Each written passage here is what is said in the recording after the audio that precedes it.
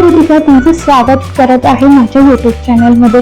तर आता उन्हाळा संपत आला आहे आणि पावसाचं स्वागत होत आहे। तर या पावसाळ्याच्या तयारीसाठी बहुतेक सगळीकडे गडबड चालू, कुठे साफसफाई तर कुठे साठवणीचे पदार्थ, पापड, लोणचं हे हमखास उन्हाळ्यात बनवले जातात, जेणेकरून ते आपल्याला वर्षभर उपलब्ध होतात। अशाच प्रकारे आपल्या महाराष्ट्रामध्ये एक पदार्थ बनवला जातो जो वर्षभर आपण आपल्या जीवनात यूज करत असतो।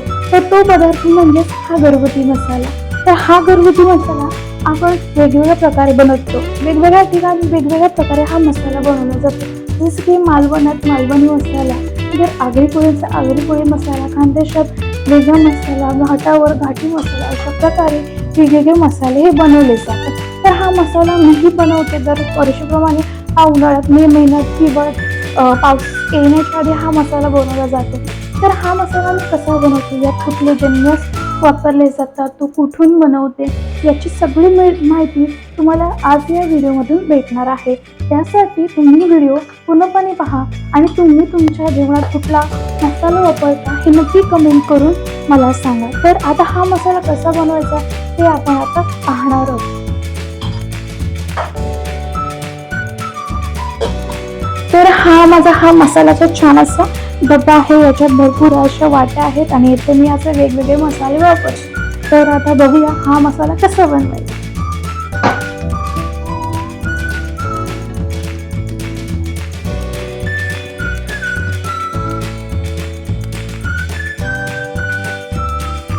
तर आज आम्ही इथे लामस इथे आलो होतो। इथे विजय मसाला मिल असं एक मसाल्याचं शॉप आहे। दरवर्षी मी इथूनच हे मसाले बनवत असते।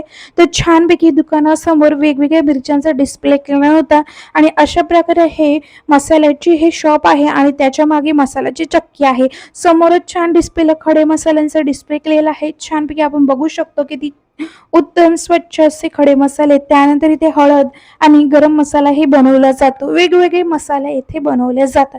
तर आज मी इथे 10 किलोचा मसाला बनवणार आहे। तर इथे वेगवेगळ्या मिरच्या आहेत, बेडगी, काश्मीरी, लवंगी, संकेश्वरी, शिमला अशा प्रकारे मिरच्या आहेत, यांचं एकत्रित करून इथे मसाला बनवला जातो। तर इथे सर्वप्रथम खडे मसाले मिरचीप्रमाणे घेतले जातात। आपल्याला किती करायचं त्याप्रमाणे खडे मसाले घेतात, ते छानपैकी कढईत गरम केले जातात, त्यामध्ये 2 पाट केले जातात असे आणि ते खडे मसाले भाजून छानपैकी असे चक्कीत दळण्यासाठी देतात। तर इथे ह्या तुम्ही बघू शकता, इथे 3-4 प्रकारच्या चक्क्या आहेत। गरम मसाला, हळद मसाला अशा वेगवेगळ्या पद्धतीने मसाला बनवण्यासाठी इथे चक्क्या आहेत। तर इथे हे आपले खडे मसाले आहेत। त्यानंतर इथे आता मसाल्याची चक्की बघा, तर इथे आहे मसाल्यात सगळ्या मिरच्या मिक्स केलेल्या आहेत, त्यानंतर तेजपत्ता वगैरे जे काही खडे मसाले आहेत ते ॲड करून तो मसाला आता दळण्यासाठी तयार होत आहे। तर इथे हे मसाला छानपैकी चक्कीत दळतो आणि ही मशीन आहे। तर ही स्टेनलेस स्टीलची चक्की आहे। इथून हा मसाला आपला दळून बाहेर निघतो। तर हा मसाला अतिशय 2-3 असा वेळास एक चक्कीतून काढला जातो, जेणेकरून हा नीळ आणि छान असा त्याचा कलर येतो। तर इथे ही मशीन आहे, वरती असं त्याचा असं बलून असतो आणि इथे आता आपला मसाला छानपैकी रेडी होत आहे। तर हा मसाला वर्षभर टिकतो, अजिबात खराब होत नाही किंवा कोणत्याही प्रकारचा कलर डाऊन होत नाही किंवा बुरशी लागत नाही। मी दरवर्षी हा इथून बनवत असते, त्याची टेस्ट मला खूप आवडते। तर हा मसाला जर स्टोअर करायचा असेल तर चक्कीतून दळून आणल्यावर त्यामध्ये तो थोडासा 1 दिवस ओपन करून ठेवायचा आणि त्यानंतर हिंगाचे खडे टाकून तो छानपैकी एअरटाईट कंटेनरमध्ये पॅक करायचा। तर आपला छान असा मसाला रेडी झालेला आहे, मस्त असा कलरही आलेला आहे।